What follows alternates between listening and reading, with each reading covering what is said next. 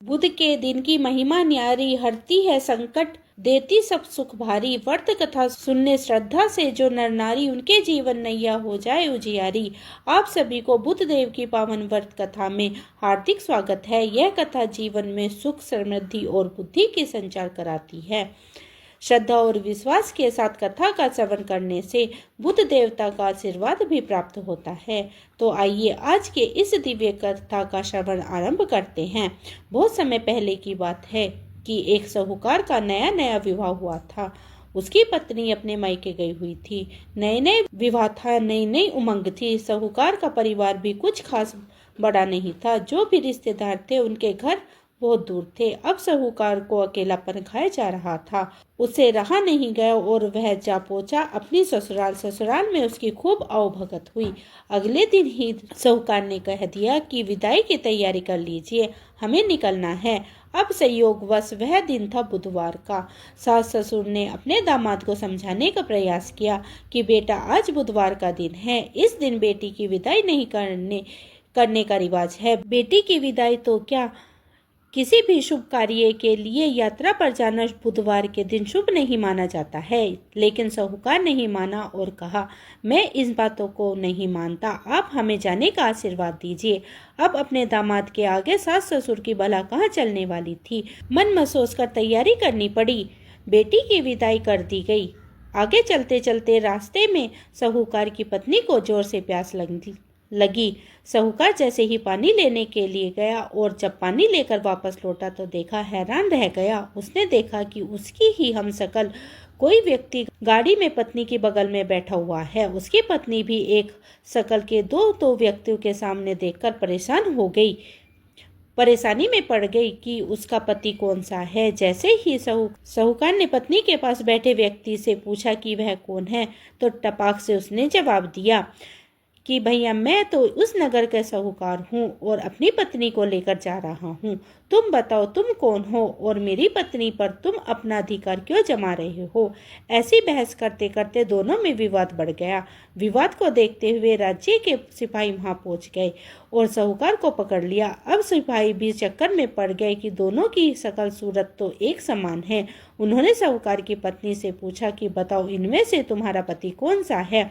वह बेचारी भला क्या जवाब देती। तब साहूकार ने हाथ जोड़ लिए और भगवान से विनती की कि हे भगवान, यह आपकी क्या माया है। तभी आकाशवाणी हुई कि मूर्ख, याद कर, कुछ समय पहले तूने ही तो अपने सास ससुर की आज्ञा न मानकर भगवान बुद्ध का अपमान किया है और बुधवार के दिन तू अपनी पत्नी को लेकर चल पड़ा, जबकि तुझे इस दिन नहीं जाना चाहिए। यह स्वयंभुव देव है जो तुम्हें सबक सिखाने के लिए तुम्हारे वेश में है।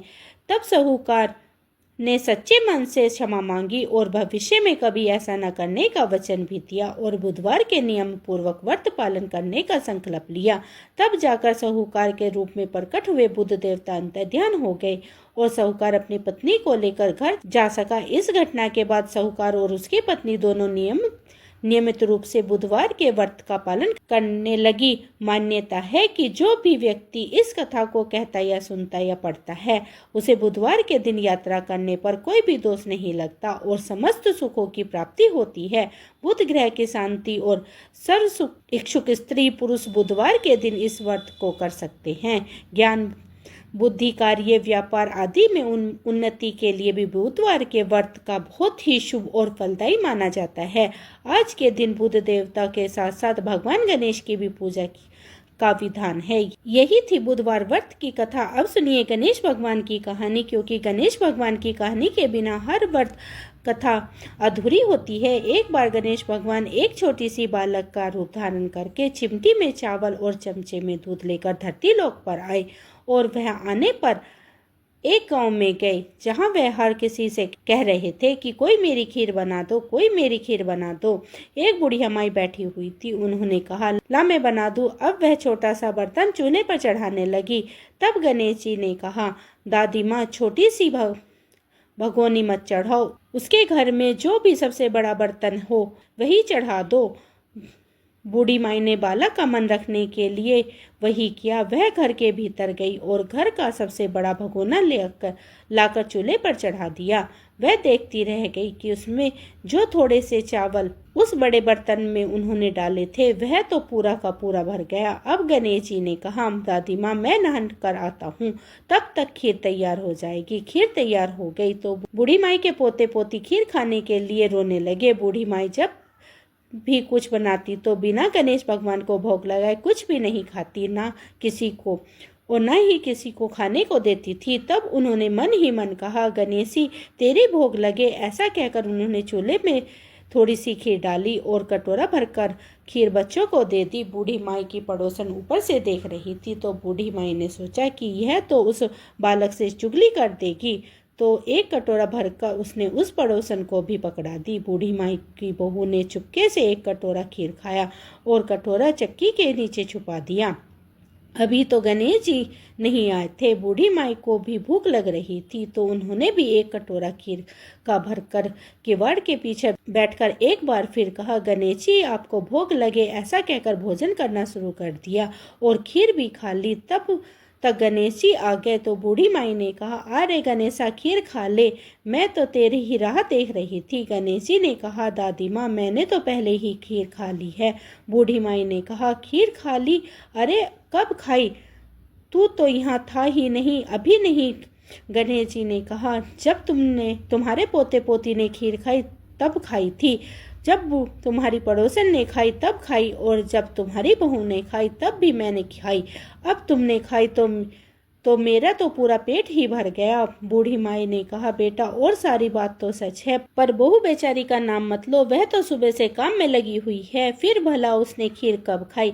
तब गणेश जी ने कहा, अरे दादी चक्की के नीचे देखो तो झूठा कटोरा पड़ा है, और तुमने तो मुझे भोग लगाया लेकिन तुम्हारी बहू तो वैसे ही खा गई। बूढ़ी माई ने कहा, अच्छा बेटा घर की बात है, घर में ही रहने दो।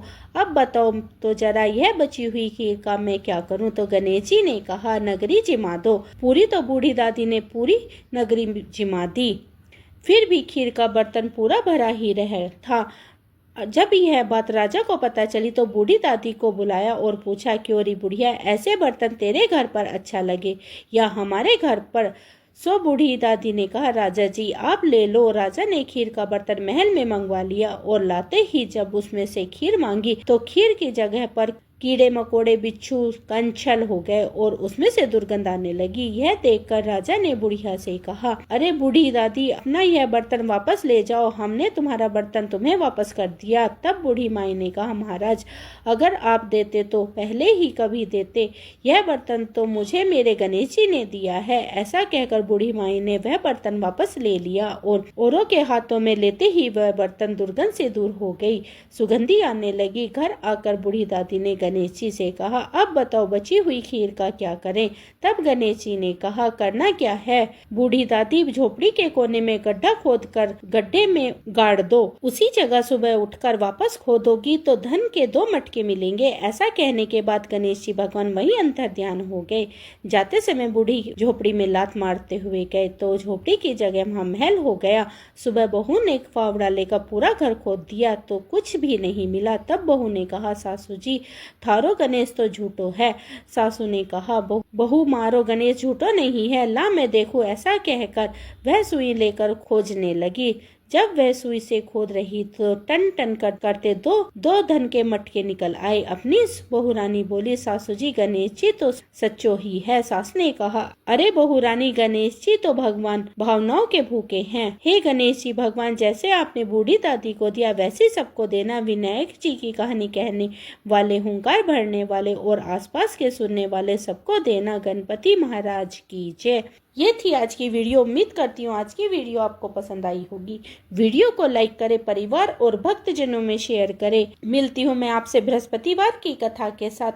अगर आपने मेरा ये चैनल अभी सब्सक्राइब नहीं किया है तो सब्सक्राइब कर लीजिए, क्योंकि मैं यहाँ पर साप्ताहिक कथा और एकादशी की कथा भी लेकर आऊंगी। हरे कृष्णा, राधे राधे।